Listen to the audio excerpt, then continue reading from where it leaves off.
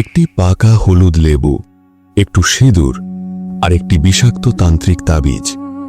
আপনি হয়তো ভাববেন সাধারণ লৌকিক টোটকা, কিন্তু এই সামান্য জিনিসটা দিয়ে যদি আপনারই কোনো আপনজন পুরো পরিবার ধ্বংস করে দেয়, আর সেই অভিশাপ যখন বুমেরাং হয়ে নিজের সন্তানের ওপর ফিরে আসে, তখন পৈশাচিক চিৎকার ছাড়াও আর কিছু করার থাকে না। ওয়েলকাম ব্যাক প্রিয় শ্রোতা, আসসালামু আলাইকুম। রাতের এই নিস্তব্ধতায় আপনাদের সবাইকে আরও একবার স্বাগত জানাচ্ছি। আমি শাহাদাত হোসেন। আশা করছি আপনারা সবাই ভালো আছেন, সুস্থ আছেন এবং নিরাপদে আছেন। আর আপনি এই মুহূর্তে শুনছেন আপনাদের প্রিয় ভূত FM 9.8, যেখানে গল্প নয়, ভয় নিজেই কথা বলে। আজকের ঘটনাটি আমাদের সীমান্ত পার হয়ে ভারতবর্ষের পশ্চিমবঙ্গ থেকে পাঠিয়েছেন আমাদের নিয়মিত শ্রোতা শুভজিৎ বসাক দাদা, কলকাতা থেকে। চলুন আর কথা না বাড়িয়ে সরাসরি চলে যাই আজকের ঘটনায়। ভয়ের আরেক নাম ভূত FM 9.8। নমস্কার শাহাদাত ভাই। আশা করি ঈশ্বরের কৃপায় আপনি এবং ভূত FM 9.8-এর সকল প্রিয় শ্রোতা সুস্থ ও ভালো আছেন। আমি শুভজিৎ বসাক ভারতবর্ষের কলকাতা থেকে এই ঘটনা লিখে পাঠাচ্ছি। ঘটনাটি আমার এক কলিগের থেকে শোনা, যাকে গল্পের আকারে লিখে পেশ করার চেষ্টা করলাম। যদি মনোনীত হয় এবং সকলের সামনে উপস্থাপিত হয় তবে বেশ ভালো লাগবে। ভূত FM 9.8-এর সকল শ্রোতাদের প্রতি কৃতজ্ঞতা জানিয়ে ঘটনাটি পেশ করলাম। সকাল থেকেই সুমিতের বাড়ির সামনেটা লোকে লোকারণ্য। পাড়ার ক্লাবঘর থেকে আনা কাঠের টেবিলটার ওপর যত্ন করে সাজিয়ে রাখা হয়েছে চকচকে ট্রফি আর একটা বড় অঙ্কের টাকার ডামি চেক। সুমিত এবার জেলা স্তরের সেরা উদীয়মান ব্যবসায়ী আর সমাজসেবীর পুরস্কার পেয়েছে। তার এই সাফল্যে গোটা এলাকা গমগম করছে। চারিদিকে শুধু প্রশংসা আর করতালির মেলা। সুমিত তার স্ত্রী অনন্যা আর ছোট্ট মেয়ে পিউকে নিয়ে গেটের সামনে দাঁড়িয়ে ছবি তুলছিল। তাদের হাসি মুখ, আনন্দ আর চোখে তৃপ্তি দেখে যে কেউ বলবে পৃথিবীতে এর চেয়ে সুখী পরিবার আর দুটো নেই। সেই ভিড়ের মধ্যেই এক কোণে দাঁড়িয়ে হাসি মুখে হাততালি দিচ্ছিল বিভাস। বিভাস সুমিতের ছোটবেলার বন্ধু, একই পাড়ায় বড় হওয়া। সুমিতের যে কোনো বিপদে আপদে বিভাস সবার আগে ছুটে আসে, অন্তত বাইরে থেকে সবাই সেটাই জানে। ঝকঝকে রোদ আর আনন্দের সেই কোলাহলের মধ্যেই বিভাস যখন সুমিতকে জড়িয়ে ধরল, তখন তার এক হাত ছিল সুমিতের পিঠে আর অন্য হাতটা পকেটের ভেতরে একটা অতি সাধারণ চেনা জিনিসে হাত বোলাচ্ছিল। জিনিসটা এতটাই সাধারণ যা বাজারে বা ঘরের রান্নাঘরে রোজই চোখে পড়ে, একটি পাকা হলুদ লেবু। বিভাস প্রায়ই ওত পেতে থাকত কখন কার জীবনে একটু সুখের আলো দেখা যাবে আর কখন সে নিজের অজান্তে সেই আলোটাকে নিভিয়ে দিয়ে এক তীব্র পৈশাচিক আনন্দ উপভোগ করবে। সবচেয়ে বড় কথা, ক্ষতিটা সে এমনভাবে করত যাতে কেউ কোনোদিন তাকে সন্দেহ করতে না পারে। সে ভিড়ের মধ্যে মিশে থেকে নিজের করা ক্ষতির তাণ্ডব তাড়িয়ে তাড়িয়ে উপভোগ করত। পিঠে চাপড়ে বিভাস বলল, কিরে সুমু, বলছিলাম না তুই একদিন অনেক বড় হবি? আজ তোর এই সাকসেস দেখে আমার বুকটা গর্বে ভরে যাচ্ছে ভাই। তোদের এই হাসি মুখ যেন ভগবান চিরকাল বজায় রাখেন। সুমিত আবেগপ্রবণ হয়ে বলল, সবই তোদের ভালোবাসায় রে বিভাস। তুই পাশে না থাকলে আমি ব্যবসার এই কঠিন দিনগুলো পার করতে পারতাম না। বিভাস আলতো হেসে সুমিতের মেয়ে পিউয়ের মাথায় হাত বুলিয়ে দিল, বলল, আজ রাতে তোদের বাড়িতে এলাহি খাওয়া দাওয়া হওয়া উচিত। তুই ভেতরে গিয়ে রেস্ট নে, বাকি সব তদারকি আমি বাইরে দাঁড়িয়ে করছি। সুমিত আর অনন্যা কৃতজ্ঞতার হাসি হেসে ঘরের ভেতর চলে গেল। তারা টেরও পেল না ঘরের দরজাটা বন্ধ হতেই বিভাসের মুখের সেই অমায়িক মিষ্টি হাসিটা এক মুহূর্তে উধাও হয়ে গেল।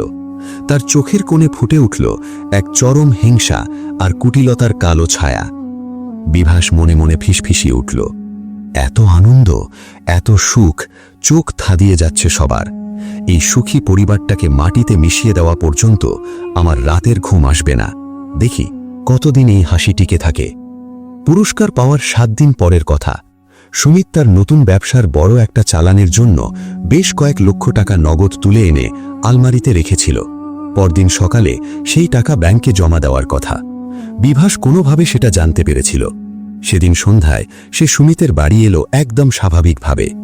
ড্রয়িং রুমে বসে চা খাওয়ার ফাঁকে বিভাস খুব স্বাভাবিক গলায় বলল, সুমু, তোদের এই নতুন সোফাটার কোণটা কেমন ফাঁকা লাগছে না? এই দেখ, আসার সময় রাস্তা থেকে একটা পাকা লেবু আর একটু সিঁদুর নিয়ে এলাম। আজকাল নজর লাগা খুব স্বাভাবিক ব্যাপার ভাই। তোর এত বড় সাকসেস, কার নজর কখন লাগে বলা যায় না। আমি এই লেবুটা তোদের এই বুকশেলফের একদম ভেতরের কোণাটায় ওই অন্ধকার মতন জায়গায় রেখে দিচ্ছি। কেউ দেখতেও পাবে না, আর ঘরের সমস্ত অলক্ষী নজর টেনে শুষে নেবে। সুমিত সরল বিশ্বাসে হেসে বলল, তুই থাকতে আমার আবার নজরের ভয় কিসের রে বিভাস, যা ভালো বুঝিস কর। অনন্যা তখন রান্নাঘরে পিউয়ের জন্য দুধ গরম করছিল। বিভাস সেই সুযোগে বুকশেলফের একদম পেছনের অন্ধকার কোণাটায়, যেখানে আলো পৌঁছায় না, সেখানে সেই লেবুটা রেখে দিল। আপাত দৃষ্টিতে মনে হবে অত্যন্ত সাধারণ একটা কুসংস্কার বা টোটকা, যা বহু বাঙালি বাড়িতেই করা হয়ে থাকে। চোখের সামনে ঘটে যাওয়া এই সামান্য কাণ্ডটার পেছনে যে কতটা অন্ধকার শিউরে ওঠা কারসাজি লুকিয়ে আছে, তা সুমিতের সরল মগজে ঠোকেনি। লেবুটা সেখানে রাখার সঙ্গে সঙ্গেই ঘরের ভেতরের বাতাস যেন এক মুহূর্তের জন্য ভারী হয়ে গেল। বিভাস স্পষ্ট অনুভব করল একটা ঠান্ডা হিমশীতল স্রোত যেন তার হাতের আঙুল বেয়ে নেমে গেল। সে মনে মনে হাসল। গভীর রাতে যখন সবাই ঘুমিয়ে, তখন আলমারির ভেতরে এক অদৃশ্য অলৌকিক ক্ষমতা বলে পচন ধরল। সুমিতের জীবনের সমস্ত পুঁজি, সব জরুরি কাগজপত্র ধীরে ধীরে কোনো এক অলক্ষ্য উত্তাপে ভেতরে ভেতরে পুড়ে খাক হয়ে গেল। পরদিন সকালে আলমারি খুলতেই সুমিত আর অনন্যার আকাশ ভেঙে পড়ল। সব শেষ, ব্যবসার টাকা তো গেছেই, তার চেয়ে বড় কথা সমস্ত জরুরি কাগজ আর আইনি দলিল কোনো অদৃশ্য আগুনে পুড়ে একদম কালো কয়লা হয়ে গেছে। অথচ আলমারির কাপড়ে কোনো আগুনের দাগ পর্যন্ত লাগেনি। সমস্ত আইনি দলিল নষ্ট হয়ে যাওয়ায় সুমিতের ব্যবসাটাই আইনি মারপেচে আটকে গেল। সে লড়াই করার ক্ষমতাও হারিয়ে ফেলল। ঋণদাতারা এসে বাড়ি ঘেরাও করল। খবর পেয়ে সবার আগে ছুটে এলো বিভাস। সুমিতকে জড়িয়ে ধরে সে কান্নায় ভেঙে পড়ার ভান করল। এ কি সর্বনাশ হলো রে তোর? কারা করল এই কাজ? ভগবান এদের বিচার করবেন। সুমিত যখন মাথায় হাত দিয়ে বারান্দায় বসে কাঁদছিল, বিভাস তার পাশে বসে সান্ত্বনা দিচ্ছিল। কিন্তু সুমিত দেখতে পায়নি বিভাসের চোখের ভেতরে তখন এক অদ্ভুত তৃপ্তির উল্লাস খেলা করছিল। সে সুমিতের এই কান্না, এই ভেঙে পড়াটা একদম সামনে থেকে দেখছিল, আর বুকশেলফের সামনের সোফাটায় বসে আর চোখে সেই অন্ধকারের কোণটার দিকে তাকাতো, যেখানে লেবুটা আস্তে আস্তে শুকিয়ে কাঠ হয়ে যাচ্ছিল।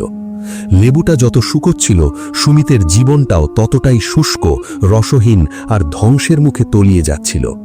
বিভাস এই পুরো ধ্বংসলীলাটা নিজের চোখের সামনে ঘটতে দেখছিল, আর পরম তৃপ্তিতে চায়ের কাপে চুমুক দিচ্ছিল।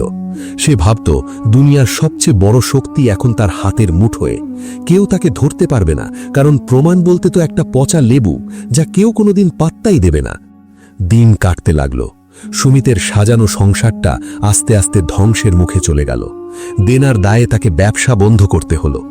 অনন্যা সারাদিন কাঁদত, আর ছোট্ট পিউ বুঝতেই পারত না তাদের জীবনে কি ঘটে গেছে।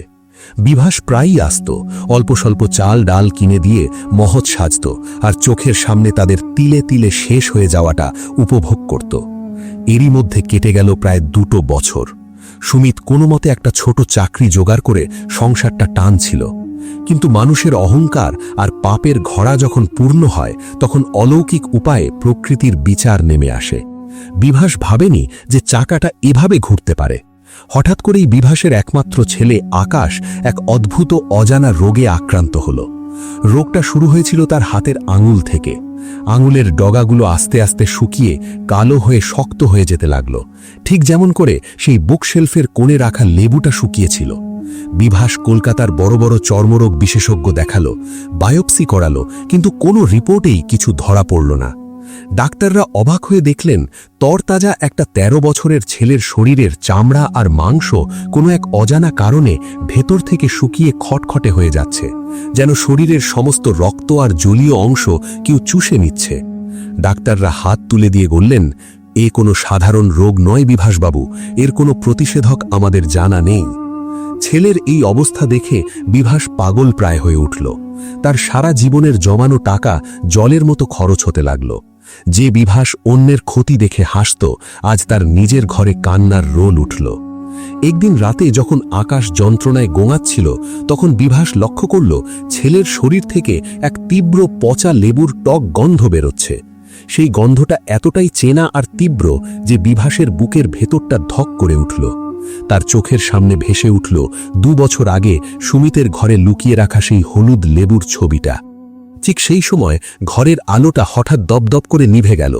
ঘুটঘুটে অন্ধকারের মধ্যে জানালার পর্দাগুলো দুলতে লাগল, যদিও বাইরে কোনো হাওয়া ছিল না। ঘরের তাপমাত্রা এক ধাক্কায় হিমাঙ্কের নিচে নেমে গেল। এক তীব্র ঠান্ডা হাওয়া ঘরের ভেতর বয়ে গেল। বিভাস চমকে উঠে দাঁড়ালো। সে দেখতে পেল ঘরের মেঝে থেকে একটা ঘন কালো ধোঁয়া দানা বাঁধছে।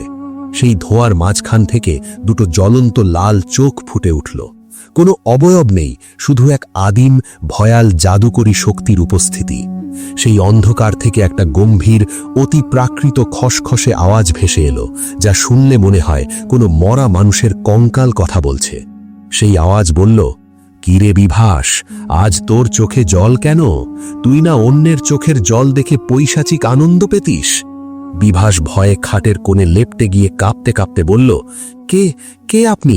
আমার ছেলের শরীর থেকে ওই গন্ধ কেন বেরোচ্ছে? ওর চামড়া কেন অমন শুকিয়ে যাচ্ছে? আমার নিষ্পাপ ছেলের এই অবস্থা কেন করলেন? অন্ধকারের সেই পৈশাচিক সত্তা এক বিকট অট্টহাস্য দিয়ে উঠল। সেই হাসির আওয়াজে ঘরের দেওয়ালগুলো যেন কেঁপে উঠল। কণ্ঠস্বরটি বলল, আমি তো কিছু করিনি বিভাস, এটা তো তোর নিজেরই ফিরিয়ে দেওয়া উপহার। তুই বাজারে গিয়ে একটা লেবু কিনেছিলি, মনে পড়ে? তুই ভেবেছিলিস ওটা শুধুই একটা লৌকিক টোটকা। মানুষের চোখে ফাঁকি দেওয়া যায় বিভাস, কিন্তু প্রকৃতির চোখে নয়। বিভাসের চোখের সামনে তখন এক লোহমায় ভেসে উঠল 2 বছর আগের সেই অমাবস্যার নিশুতি রাতের কথা, যা সে নিজের মনের গভীরেও চেপে রেখেছিল। এক গোপন নিষিদ্ধ তান্ত্রিকের ডেরায় গিয়ে সে একটা বিশেষ আচার সম্পন্ন করে এনেছিল। সেই তান্ত্রিক তাকে দিয়েছিল একটা কুচকুচে কালো ধাতুর তৈরি ক্ষুদ্র তাবিজ, যার ভেতরে ভরা ছিল এক শ্মশানের চিতাভস্ম, সদ্য মৃত কোনো দুর্ভাগা শিশুর চুল এবং এক ফোঁটা গাঢ় রক্ত। তান্ত্রিক তাকে বলেছিল, এই স্তম্ভন আর মারণ মন্ত্রে সিদ্ধ তাবিজ যদি কোনো লেবুর ভেতর পুরে শত্রুকে বিনাশ করতে চাস, তবে তার ঘরে প্রতিষ্ঠা করতে পারিস।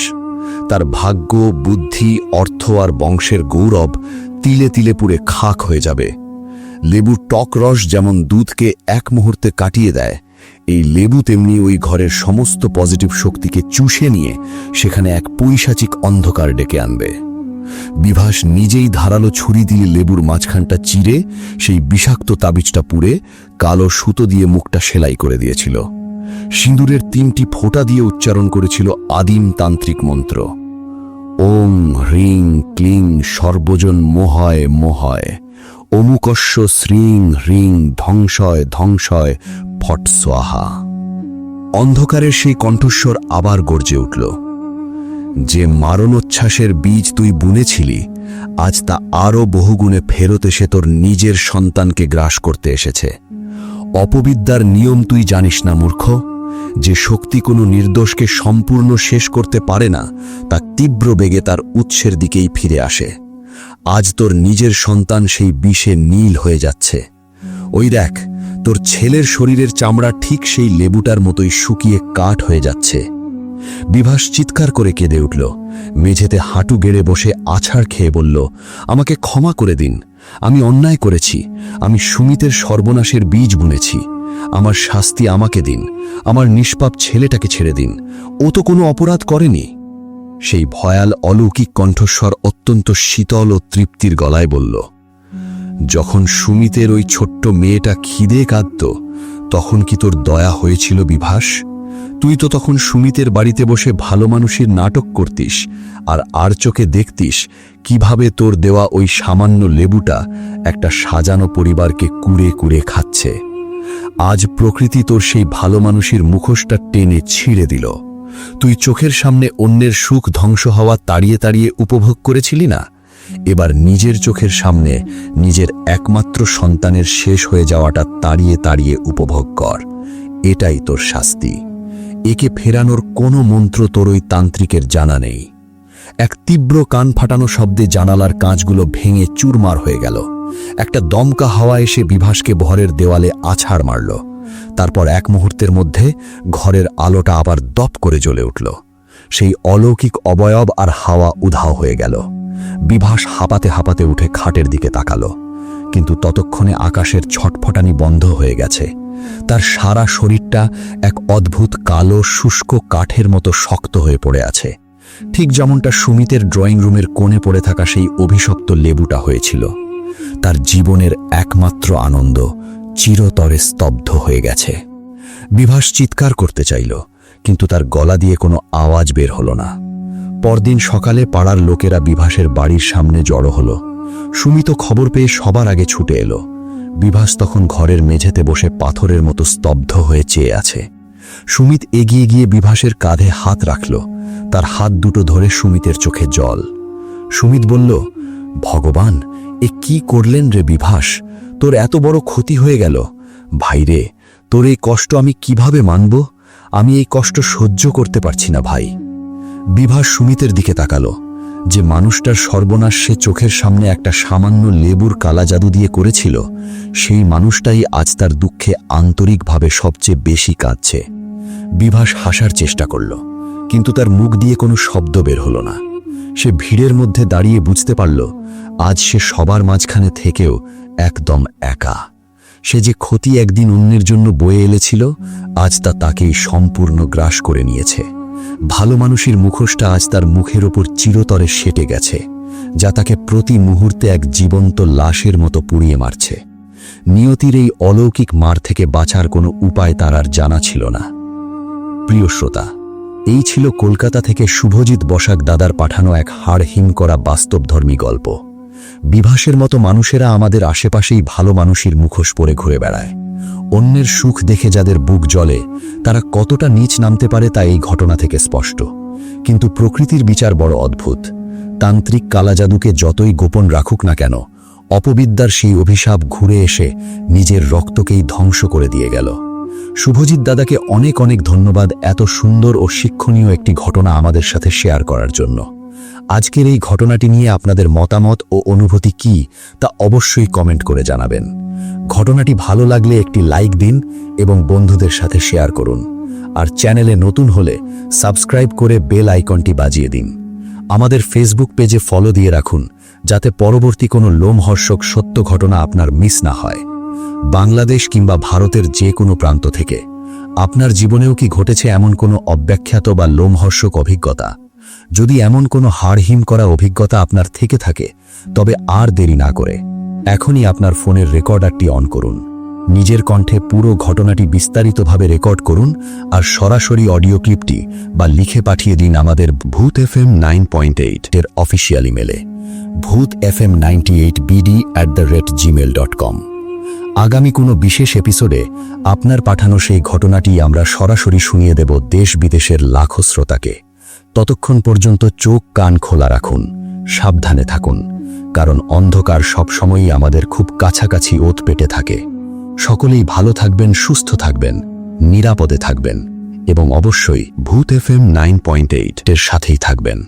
আমি শাহাদাত হোসেন আজকের মতো বিদায় নিচ্ছি। আল্লাহ হাফেজ, শুভরাত্রি।